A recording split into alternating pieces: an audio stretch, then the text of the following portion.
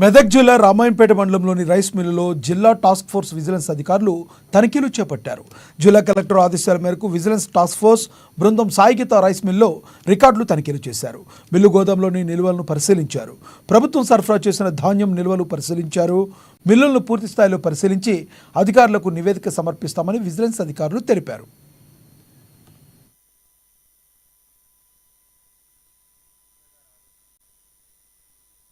Gita rice మిల్కి మేము inspection చేయడం జరిగింది. మాతో పాటు విజిలెన్స్ టాస్క్ ఫోర్సు, మళ్ళీ డిప్యూటీ తహసీల్దార్ అందరం ఒక టీమ్ లాగా ఫామ్ చేసి మాకు టాస్క్ అప్పగించి కమిషనర్ గారికి రిపోర్ట్ సబ్మిట్ చేయడం జరిగింది.